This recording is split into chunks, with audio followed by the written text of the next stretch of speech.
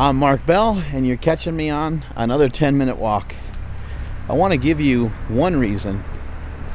I don't want to flood you with too many reasons, but I want to give you one reason on why you should be going keto. I've been utilizing a ketogenic diet since around 1995. Been utilizing it on and off, obviously. You guys have seen me at over 300 pounds, all the way up to 330 pounds. Got myself a little fluffy, but that was intentional. That was for powerlifting. Now what I'm doing now is very intentional as well. I'm trying to cut, I'm trying to shrink down, trying to get around 220, 215, 220 pounds. And then once I get to that weight, I'm gonna start to kind of build back up and get to about 230, 235, and I'd like to live my life out right there. A ketogenic diet has helped me gain control over my nutrition. It's helped me so much that I now have so much control, I can utilize a strategy called intermittent fasting. Without keto, I wouldn't have the discipline and the strength and the skill set to do what I'm doing now. It was an introduction, it was a gateway into stronger and tougher dieting. Ultimately, what I needed to really do is I really needed to work on a way to figure out how to eat less food over a period of time. Let me just explain a little bit of what a ketogenic diet is. A ketogenic style diet is a diet that is very high in fat, and you're mainly eating fat and protein. You're eliminating carbohydrates. You're not eating hardly any carbohydrates. If you do eat carbs, maybe they come from some vegetables, but there's really not a lot of whole other carbs in the diet. Some people will say, oh, you can have 30 a day or 50 a day. You know what I do? I just have zero, or I try to eat zero. But carbs are everywhere. Those little bastards are everywhere. They end up, there's trace amount of carbohydrates in just about every single thing that you eat. My recommendation is to go as low as you possibly can. You want to keep the fats high, you want to keep your protein high. Now, I know that some people say on a keto style diet, real ketosis and real ketogenic diets, clinical ketogenic diets, are like 70 or 80% fat. And that's actually true. But trying to maintain that style of diet and trying not to have diarrhea with that amount of fat in your body can be tough to manage and not a great place to start, in my opinion. What I like people to do is I like people to go to a 1-to-1 ratio. And a 1-to-1 ratio for me means you're gonna go 1 gram per pound of body weight in grams of fat per day and in grams of protein per day. So if you weigh 200 pounds, you're gonna eat 200 grams of fat. If you weigh 200 pounds, you're gonna eat 200 grams of protein. That makes sense? We're all on the same page. We're on page 43. Ketones are what some people would consider the fourth macronutrient. You got carbs, protein, and fat. Kind of hard for me to do that last thing without making my hand all weird. Carbs, protein, and fat, and then the fourth macronutrient would be ketones. And so it's just another energy source. But what the ketogenic diet has done for me is by having that energy source, it has restricted me and helped me stay away from the cravings. It helped me stay away from being super hungry. It didn't restrict me, that might be the wrong word. It helped prevent me from having cravings. It helped prevent me from feeling like I was starving. And I got to a point where I was able to start to implement some intermittent fasting. But the number one reason why you and everybody else in the entire world needs a ketogenic style diet is because if we were just to use some logic, I know people like to fight when it comes to nutrition. You got the vegans over here being angry at the meat eaters, and you got the carnivores and meat eaters being mad at the vegans, and you got people who do keto who are pissed off at people that are counting calories. But here's the truth.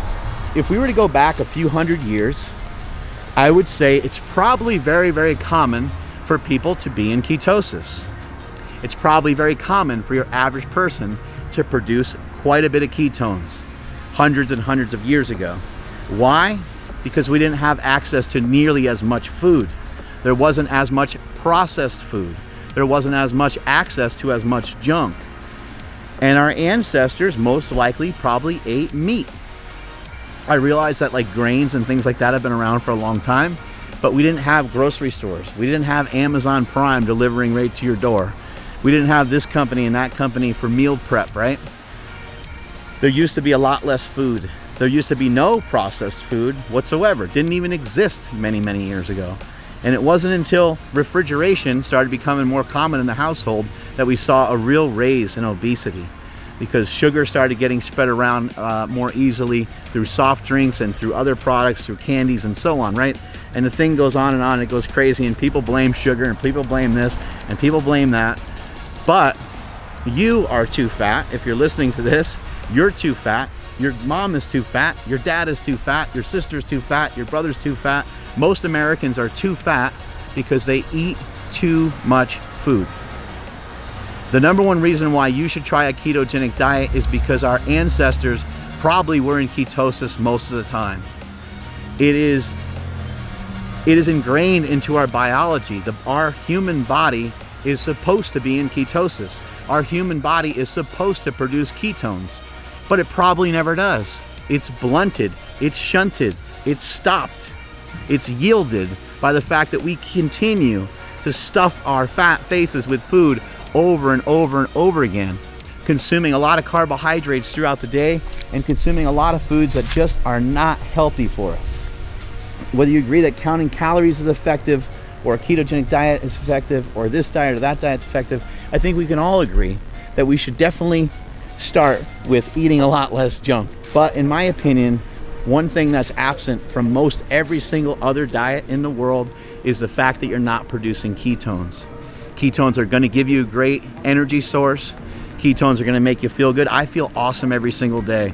I'm about to be 43 years old, and I have more energy than anybody else at our office. We have people that are as young as 21 years old in our office, and I feel like I can work circles around just about anybody that we have. When I'm training, I train with people at 4 in the morning. When I'm training with people at 4 in the morning, you know who's the only consistent person at 4 in the morning? Me. Again, if you want to try a ketogenic diet, it's pretty simple. I'll run down the foods right here. You got meat. That meat can include any type of meat that you like, but I would prefer that you go after fattier types of meat. You want to go with things like a ribeye, and you have like elk and bison and some of those things, but those things are pretty lean. You want to go with fattier types of meat. If you get chicken, you want to have the skin on the chicken. If you get chicken, you also want to have chicken thighs rather than chicken breast. Turkey is same thing. You want to go after the darker meat. Going to have more fat in it. You're also going to want to eat eggs. Vegetables are fantastic, and they can definitely be part of a ketogenic style diet. What vegetables to eat? Pretty much all of them are fair game, except for any of them that contain excessive amounts of carbohydrates. In terms of fruit is fantastic. Fruit is great, but there's not really a lot of fruit that makes sense in a ketogenic diet due to the amount of fructose, due to the amount of sugar that's in fruit. It's not my belief that fruit makes us fat, but it just doesn't fit into a ketogenic style diet. The last thing to cover here is that the ketogenic style diet is the only diet that requires you to work your ass off for 2 weeks to even be in the diet. So let me explain. It's going to take you about 2 weeks to become what they call fat adapted. It's going to take you about 2 weeks to really be producing a significant amount of ketones. In that time period, you may feel like shit. You may feel like ass a little bit, but you shouldn't be. And there's a couple reasons why. When you start a ketogenic diet, don't start in a caloric deficit. Don't try to eat a lot less. Just, you know what, literally eat as much as you can and eat as much as you want. Eat a lot of eggs. Eat some hot dogs. Eat some sausages. Have a Polish sausage. Have some bacon. Have some cheese. All these things are fair game on a ketogenic diet. Make sure you're filling yourself up and make sure you're feeling full. As you progress and as you do the diet for a longer period of time, you can start to restrict the overall amount of calories that you have, because you don't want to feel like crap those first few days. But it's going to take you about 2 weeks to even really be in ketosis. And the way that you're going to knock yourself out of ketosis is to eat carbohydrates. So when the urge to splurge at night, when you have that urge to eat that extra snack after dinner, or to have dessert, or to have a sandwich at lunch, or a burrito or something like that, you're not going to want to do it, because you're like, there ain't no way I'm going to throw away these 2 weeks. I already worked very hard for it. Try a ketogenic diet. If you feel like you get stuck, if you feel like it's not easy, if you feel like it's hard, if you feel like you're not getting it right, give it some time. Give it at least 2 months. That's 8 weeks out of your life. That's not too bad. The first month might be a little rough because you're adjusting and getting used to the food. That's the number one thing that you need to do, is you need to get used to the food.